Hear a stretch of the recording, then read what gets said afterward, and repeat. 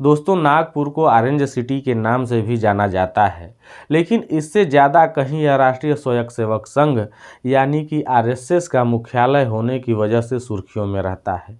RSS, जिसे BJP की वैचारिक मां माना जाता है, उसने इस शहर को हिंदुत्व की राजनीति का गढ़ बना दिया है। लेकिन दोस्तों, जिस शहर को शांति, संगठन और विकास का प्रतीक माना जाता है, उसी नागपुर में 17 मार्च 2025 को कुछ ऐसा हुआ जिसने इसकी छवि को काफ़ी गहरा धक्का पहुंचाया है। महाल इलाके में हिंसा की ऐसी आग भड़की कि लोग हैरान रह गए। सड़कों पर पत्थरबाजी, आगजनी, पुलिस पर हमले, यह सब कुछ उस शहर में हुआ जिसे बीजेपी और उसके सहयोगी संगठन अपनी ताकत का आधार मानते हैं। अब सवाल यह है कि क्या यह हिंसा अपने आप हुई या इसके पीछे कोई सुनियोजित खेल था, और अगर यह सुनियोजित था तो क्या बीजेपी इससे अनजान थी या फिर वह खुद इसकी हिस्सा थी। दोस्तों, 17 मार्च 2025 का दिन नागपुर के लिए एक सामान्य दिन की तरह शुरू हुआ था, लेकिन जल्द ही यह दिन इतिहास में एक काले अध्याय के रूप में दर्ज हो गया। विश्व हिंदू परिषद वीएचपी और बजरंग दल, जो बीजेपी के सहयोगी संगठन हैं, ने महाल इलाके में एक प्रदर्शन आयोजित किया। उनकी मांग थी कि औरंगजेब की कब्र को यहां से हटाया जाए। औरंगजेब का नाम भारत में हमेशा से विवादों से जुड़ा रहा है। कुछ लोग उसे क्रूर शासक मानते हैं, तो वहीं कुछ इतिहासकार उसे एक कुशल प्रशासक के रूप में देखते हैं। लेकिन यहाँ सवाल इतिहास का है ही नहीं, बल्कि इस मांग के पीछे की मंशा का है। वीएचपी और बजरंग दल की मांग साफ थी। उनका कहना था कि औरंगजेब की कब्र हिंदुओं की भावनाओं का अपमान है और इसे हटाना जरूरी है। लेकिन प्रदर्शन के दौरान कुछ ऐसा हुआ जिसने स्थिति को बेकाबू कर दिया। अफवाहें फैली कि एक पवित्र ग्रंथ को जलाया गया है। और दोस्तों, आप खुद सोचिए, अगर ऐसी अफवाहें फैलती हैं तो वो कितनी खतरनाक हो सकती है। यह अफवाह सच थी या झूठ, इसकी पुष्टि तो नहीं हुई, लेकिन इसका असर तुरंत दिखा। भीड़ उग्र हो गई, पत्थरबाजी शुरू हो गई, गाड़ियों में आग लगा दी गई, दुकानों को निशाना बनाया गया और पुलिस पर हमले होने लगे। पुलिस ने हालात को काबू में करने के लिए आंसू गैस और लाठीचार्ज का सहारा लिया, लेकिन स्थिति इतनी बिगड़ चुकी थी कि कर्फ्यू लगाना पड़ा। 50 से ज़्यादा लोगों को हिरासत में लिया गया और शहर में तनाव का माहौल बन गया। अब यहाँ कुछ सवाल उठते हैं कि क्या यह हिंसा अचानक भड़क गई या इसके पीछे कोई पहले से तैयारी थी। वीएचपी और बजरंग दल जैसे संगठन, जो बीजेपी के काफ़ी करीबी हैं, इस प्रदर्शन में शामिल थे। तो क्या बीजेपी को इसकी जानकारी नहीं थी? और अगर यह हिंसा अनियोजित थी, तब भी नागपुर जैसे संवेदनशील शहर में इसे रोकने के लिए पहले से इंतजाम क्यों नहीं किए गए थे। शिवसेना यूबीटी के नेता संजय राउत ने बीजेपी पर जमकर हमला बोला। संजय राउत ने कहा कि नागपुर में हिंसा का कोई कारण नहीं है, यह आरएसएस का मुख्यालय है और देवेंद्र फडणवीस का अपना क्षेत्र है। वहां हिंसा फैलाने की हिम्मत कौन कर सकता है। उनका यह बयान सीधे बीजेपी की नीयत और नाकामी पर सवाल उठाता है। संजय राउत ने आगे कहा, यह एक नया पैटर्न सेट किया जा रहा है, हिंदुओं को डराने के लिए, अपने ही लोगों पर हमला करने के लिए और फिर दंगों में फंसाने के लिए। औरंगजेब का मुद्दा उठाकर लोगों के मन में डर और गुस्सा पैदा किया जा रहा है। उनका यह आरोप गंभीर है।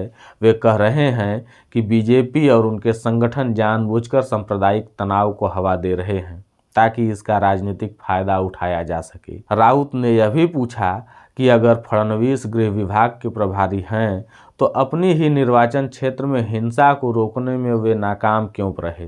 संजय राउत का कहना है कि यह हिंसा कोई संयोग नहीं थी। उनके मुताबिक यह एक सोची समझी रणनीति का हिस्सा थी। लेकिन क्या यह सच हो सकता है? क्या बीजेपी सच में अपने ही गढ़ में अराजकता फैलाने की कोशिश कर रही थी? और अगर हाँ, तो इसका मकसद क्या था? क्या वे लोगों को डराकर वोट बैंक मजबूत करना चाहते थे या फिर कुछ और इसके पीछे खेल खेला जा रहा था? मुख्यमंत्री देवेंद्र फडणवीस ने कहा कि यह हिंसा एक पूर्व नियोजित साजिश थी। उनका दावा है कि कुछ अज्ञात तत्वों ने इस हिंसा को अंजाम दिया। बीजेपी विधायक प्रवीण डाटके ने भी कहा कि हिंदू घरों और दुकानों को निशाना बनाया गया और यह सब सुनियोजित था। लेकिन दोस्तों, क्या यह बातें सच में विश्वास करने लायक हैं? आइए कुछ सवालों पर गौर करें। अगर यह अज्ञात तत्व थे तो वीएचपी और बजरंग दल उस प्रदर्शन में क्या कर रहे थे जिससे हिंसा शुरू हुई? नागपुर में आरएसएस का मुख्यालय है, बीजेपी का इतना प्रभाव है, फिर भी सरकार हिंसा को रोकने में नाकाम क्यों रही? और सबसे बड़ा सवाल, अगर यह सब पूर्व नियोजित था तो बीजेपी को इसकी भनक क्यों नहीं लगी थी? क्या यह उनकी अपनी साजिश का हिस्सा तो नहीं था?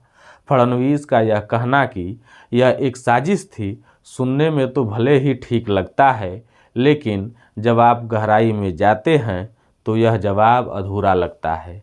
अगर यह साजिश थी तो उसे रोकने की जिम्मेदारी किसकी थी? गृह विभाग की कमान फडणवीस के पास ही है और नागपुर उनका अपना क्षेत्र है। फिर भी हिंसा हुई, कर्फ्यू लगा और लोग परेशान हुए। क्या यह बीजेपी की नाकामी नहीं दिखाता? या फिर यह सिर्फ एक बहाना है ताकि जिम्मेदारी से बचा जा सके? दोस्तों, यह सिर्फ एक इलाके की बात नहीं है। अगर यह हिंसा फैलती तो क्या होता? सोचिए, अगर यह आग पूरे नागपुर में फैल जाती या फिर यह महाराष्ट्र के दूसरे हिस्सों तक पहुंच जाती तो क्या बीजेपी इसे काबू कर पाती? और अगर नहीं तो यह सरकार की कितनी बड़ी नाकामी है। बीजेपी की दोहरी नीति, कथनी और करनी में फर्क। शिवसेना यूबीटी का कहना है कि बीजेपी की यह दोहरी नीति अब सबके सामने आ चुकी है। संजय राउत ने तंज कसते हुए कहा, बीजेपी महाराष्ट्र और देश को खत्म करने की कोशिश कर रही है। उनका यह बयान भले ही सख्त लगे, लेकिन नागपुर की घटना इसे सच साबित करती दिखती है। एक तरफ बीजेपी कहती है कि वे हिंदुओं के हितों की रक्षा करना चाहते हैं, दूसरी तरफ उनके ही संगठन ऐसे कार्यक्रम करते हैं जिससे हिंसा भड़कती है और आम लोग, चाहे हिंदू हो या मुस्लिम, परेशान होते हैं। सोचने वाली बात है, अगर बीजेपी सच में शांति और विकास चाहती है तो उनके सहयोगी संगठन ऐसी हरकतें क्यों करते हैं? क्या यह सब वोटों के लिए किया जा रहा है? क्या बीजेपी लोगों को डराकर अपनी सत्ता मजबूत करना चाहती है? और अगर ऐसा है तो क्या यह देश के लिए खतरनाक नहीं है? आगे क्या होगा?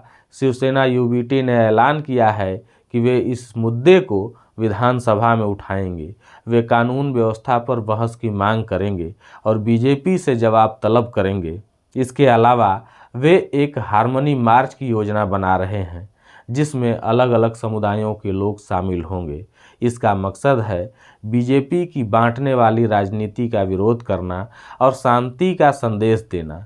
यह कदम न सिर्फ राजनीतिक दबाव बनाएगा बल्कि यह भी दिखाएगा कि शिवसेना यूबीटी सामाजिक एकता के पक्ष में है।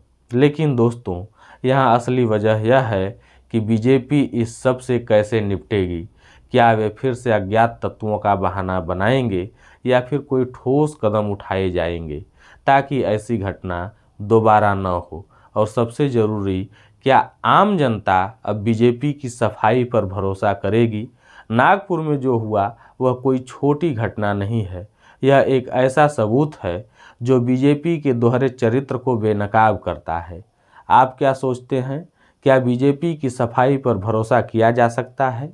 क्या यह सच है कि वे अपने फायदे के लिए हिंसा को बढ़ावा दे रही है? और अगर ऐसा है तो क्या हमें चुप रहना चाहिए?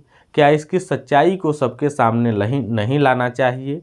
हमें कमेंट में अपनी राय ज़रूर बताएं। साथ ही अगर वीडियो पसंद आई हो तो हमारे चैनल को सब्सक्राइब और वीडियो को लाइक और शेयर भी ज़रूर कीजिएगा।